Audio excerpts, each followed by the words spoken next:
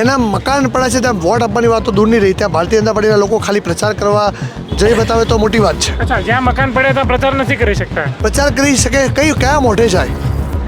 કોઈના ઘરને તોડીને મેદાન બનાવી દીધું હોય તો તમે કયા મોઢે પ્રચાર કરવા જાઓ? મકાન તોડી નાખ્યું, મારો હોસ્ટેલો ના તોડી શક્યા, ત્યારે મકાનને કુરબાન કરીને પણ હું લડી રહ્યો છું. લડીશ, કાલે બીજું બનાવીશ ને બીજું તોડશે તો પણ એટલી તાકાતથી લડીશ, મારા વિસ્તારના લોકો માટે લડીશ. હોંસલો તોડવા માટે ધાક ધમકીનો કોઈ પ્રયાસ થયો છે ખરો? પેલા જગદીશ વિશ્વકર્મા છે ભારતીય જનતા પાર્ટીના પ્રદેશ પ્રમુખ, ખાસ કરીને અહીંયા એમનો દબદબો છે. શું લાગે છે, હવે ટક્કર આપી શકશો ખરા? દબદબો અને જનતાની સામે કોઈની કોઈ તાકાત નથી, ચાહે કોઈ પ્રદેશના અધ્યક્ષ હોય, ચાહે કોઈ રાષ્ટ્રના અધ્યક્ષ હોય. પણ નમસ્કાર, ક્રાંતિ માર્ગથી હું વિમિત કુમાર. સાથીઓ, સ્થાનિક સ્વરાજ્યનો ચૂંટણીનો રંગ જબરજસ્ત જામ્યો છે અને અહીંયા અમદાવાદ ઓઢવ વિસ્તારની અંદર કોંગ્રેસના જુઝારુ યુવાન કપિલ દેસાઈ ચૂંટણી ઉમેદવારી ફોર્મ ભર્યું છે અને પોતે તમે જોઈ શકો છો કે મોટી સંખ્યામાં અત્યારે પ્રચાર કરવા માટે પહોંચ્યા છે. અત્યારે વર્તમાનમાં તે કોંગ્રેસના મોટા હોદ્દા ઉપર, એટલે કે યુથ કોંગ્રેસ જે રાજસ્થાનના પ્રભારી છે, પણ તેમ છતાં સ્થાનિક લેવલે ફોર્મ ભર્યું છે. શું કહેશો કપિલભાઈ? એક તો નેશનલ લેવલની રાજનીતિ કરતાં હવે સીધા સ્થાનિક ઉપર ઉતર્યા. મારી પ્રાયોરિટી મારો વિસ્તાર છે. મારા વિસ્તારના લોકો માટે હું 12 વર્ષથી લડું છું. એ ખારીકટ કેનાલ માટે અંડરગ્રાઉન્ડ કરવા માટેની લડતની વાત હોય, એ મારા વિસ્તારને પ્રદૂષણ મુક્ત કરાવવાની વાત હોય, એ મારા વિસ્તારને ખાડા મુક્ત કરાવવાની વાત હોય, એ મારા વિસ્તારને વરસાદી ભરાતા પાણીથી મુક્ત કરાવવાની વાત હોય, એ મારા વિસ્તારની ખખડધજ થયેલી જે શાળાઓ છે એ સારી શાળાઓ અપાવવાની વાત હોય. મારા વિસ્તારના ઓઢવના એક મુદ્દા માટે લડું છું. પરિણામ ભોગવ્યું છે મારું ઘર ગુમાવીને. હાલ ભાડાના ઘરમાં રહેવા મજબૂર છું, પણ મારા વિસ્તાર માટે લડવાનું એક જુનૂન છે. મારા વિસ્તારના લોકોનો જ્યાં સુધી મારા વિસ્તારનો કાયાકલ્પ નહીં થાય ત્યાં સુધી મારા વિસ્તારના લોકો માટે લડીશ. મજબૂતાઈથી લડી રહ્યો છું. સાથે જ મારી જોડે પેનલ પણ મજબૂત છે. પ્રવીણભાઈ પરમાર અમારા મજબૂત સાથી, અમારા વોર્ડના પ્રમુખ હતા, એ પણ સામાજિક સેવામાં ખૂબ એક્ટિવ છે. સાથે જ અમારા સુરેખાબેન ચૌધરી, એ મારી સાથે સીઓમ આવાસ જે 1300 પરિવારો બેઘર થયા હતા એના માટે અમે લડત ચલાવી હતી. એમાં મારી સાથે સુરેખાબેન ચૌધરી હતા. અમે 1300 પરિવારોને ઓઢવમાં બેઘર થયેલા લોકોને ઘર અપાવ્યા હતા. સાથે અવનીબેન ચૌહાણ, એ પણ અમારા સામાજિક રીતે બહુ એક્ટિવ છે. ત્યારે આવી સરસ મજાની પેનલ મળી છે અને કોંગ્રેસ પાર્ટીના અમે મજબૂત સિપાહી તરીકે આ વિસ્તાર માટે લડી રહ્યા છે. વિસ્તારના કાયાકલ્પના સપના સાથે લડી રહ્યા છે. પણ આ વિસ્તાર કહેવાય છે કે ભાઈ પેલા જગદીશ વિશ્વકર્મા છે ભારતીય જનતા પાર્ટીના પ્રદેશ પ્રમુખ, ખાસ કરીને અહીંયા એમનો દબદબો છે. શું લાગે છે, હવે ટક્કર આપી શકશો ખરા? દબદબો કોઈ વ્યક્તિ કરતાં હું માનું છું કે ઓઢવના લોકોનો છે. અને આ ચૂંટણી એ અમે નથી લડી રહ્યા, એ ઓઢવના લોકો લડી રહ્યા છે. 12 વર્ષ સુધી અમે એમના માટે લડ્યા છીએ, ત્યારે આજે ઓઢવના લોકો એ ચૂંટણી લડી રહ્યા છે.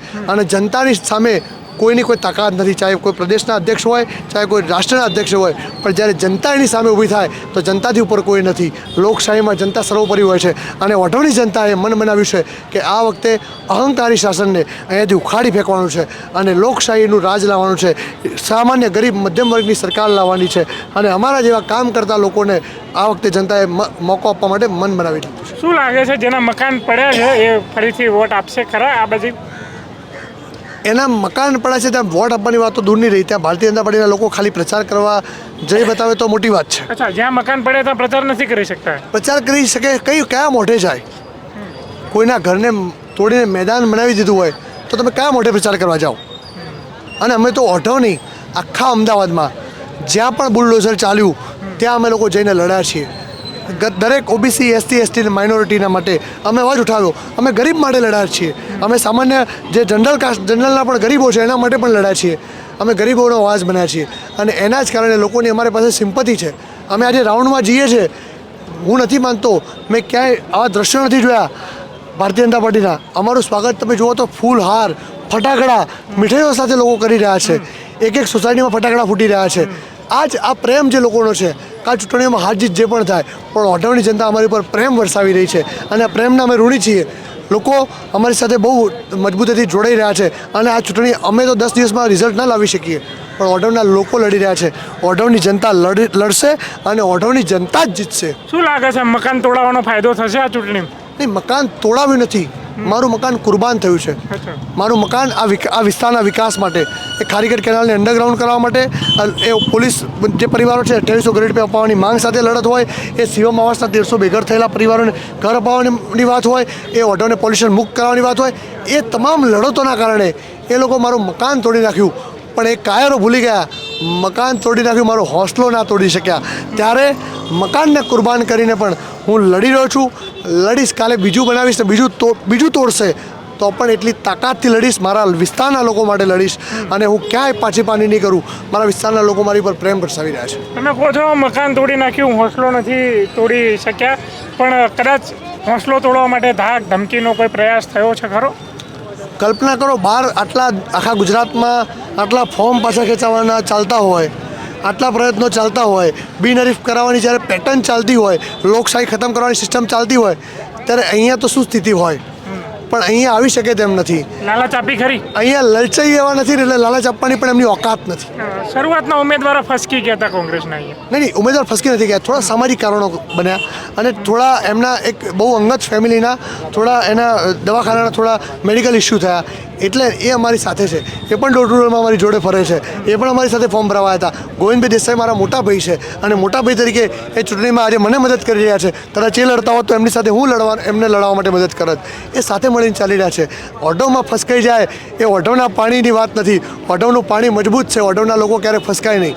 અચ્છા, શું લાગે છે કે આ ચૂંટણી તો સ્થાનિક સ્વરાજ્યની એટલે રોડ રસ્તા ગટર પાણીના મુદ્દે લડી શકાય, પણ શું મોદીજીના ચહેરાના જોઈને વોટ એ બાજુ નાખવાનો પ્રયાસ થશે ખરો? નહીં, આ લોકો પંચાયતથી લઈને પાર્લામેન્ટ સુધી એમના જોડે બીજો કોઈ ચહેરો નથી એટલે મોદીજીના નામે મત માગવાનો પ્રયત્ન કરે, પણ આખા વિશ્વમાં એક્સપોઝ થઈ ગયા છે. નરેન્દ્ર કામ સરેન્ડર. જ્યારે ડોનાલ્ડ ટ્રમ્પ આગળ સરેન્ડર કરી અને ભારતના નિર્ણયો એ દિલ્હીની જગ્યાએ વોશિંગ્ટન ડીસી અમેરિકામાં લેવા લાગ્યા ને, ત્યારે એ દિવસે મોદીજીની જે ઇમેજ, જે ફુગ્ગો બનાવ્યો હતો 56 ઇંચ કાશીના, એ ઝીરો થઈ ગઈ છે. લોકો મજાક બનાવી રહ્યા છે. નરેન્દ્ર સરેન્ડર કહીને બોલાવી રહ્યા છે. ઓઢવની ગલીઓમાં પણ નીકળે ત્યારે લોકો કહે કે નરેન્દ્ર સરેન્ડર નહીં આવેંગે. આજે પણ લોકો કહે વોટ ચોરોથી સાચવજો, વોટ ચોરોના વખતે ફાવવા નહીં દેવાના. એટલે એ એક્સપોઝ થઈ ચૂક્યા છે. અચ્છા, તમે જ્યાં પ્રચાર કરવા માટે જાઓ છો તો કયા મુદ્દા લઈને જાઓ છો? સિમ્પલ વાત છે. ઓઢવના લોકોને વિનંતી કરીએ છીએ, મારા વિશે થોડી માહિતી મેળવો, મારી કામગીરી જુઓ. તમને લાગે કે હું લાયક છું તો જ મત આપજો, નહીં તો મત નહીં આપવાનો. ભૂતકાળ નહીં, ભવિષ્યમાં તમે શું કરવા માંગો છો કે વાતો તો કરી હશે ને ઉમેદવારો? ભૂતકાળ ભવિષ્યની વાત કરું તો મારું સપનું છે ઓઢવનો કાયાકલ્પ થાય. ઓઢવના રોડ રસ્તા ખાડા મુક્ત થાય. એકવાર રોડ બને, પાણીની લાઈન નંખાય, પાછો રોડ બને, ગટરની લાઈન નંખાય, આ સિસ્ટમ બંધ થાય. એક જ વાર પ્લાનિંગ થાય પ્રોપર, દરેક વસ્તુ ચેક થાય, ત્યારબાદ સુંદર મજાના રોડ રસ્તા બને. ઓઢવની અંદર તમે જુઓ તો એક નામ માત્ર પણ સારું ગાર્ડન નથી. ઓઢવની અંદર ફૂટપાથની તમે વાત કરો તો ક્યાંય સારી ફૂટપાથ નથી. સ્ટ્રીટ લાઇટો પણ ક્યાંક તમે બીજા વિસ્તારની જુઓ, ઓઢવની જુઓ તો ફરક દેખાઈ આવે. ઓઢવની અંદર સૌથી મહત્ત્વની વસ્તુ છે શિક્ષણનું. તો સારી સરકારી શાળાઓ નથી. સારી સરકારી શાળાઓના કદાચ બિલ્ડિંગ બનાવ્યા હોય તો સારા શિક્ષકો નથી. શિક્ષકોની ઘટ છે. આવા મુદ્દાઓ છે. આ પ્રાથમિક મુદ્દાઓ, નળ ગટર અને રોડ એટલે નગર, આ નગરના મુદ્દાઓ લઈને જઈશું. અને ઓઢવના લોકોને વિશ્વાસ છે કે જો આ ગુજરાત સરકારની સામે લડી શકતા હોય, આ દિલ્હીમાં જઈને ત્યાં પાર્લામેન્ટનો ઘેરાવ કરીને લડી શકતા હોય, તો કોર્પોરેશનમાં અમારો અવાજ એ દમદાર અવાજ હશે. આ ઓઢવના લોકોને વિશ્વાસ છે અને વિશ્વાસ સાથે લડી રહ્યા છે. આભાર કપિલભાઈ. આ હતા આપણી સાથે કપિલ દેસાઈ, જે ઓઢવથી ઉમેદવારી નોંધાવી છે. યુવાન છે, લડાયક મિજાજ ધરાવે છે. સમય બતાવશે કે હવે અહીંયાથી જીતશે કે કેમ, પણ એમને દાવેદારી નોંધાવીને ટકી તો રહ્યા છે.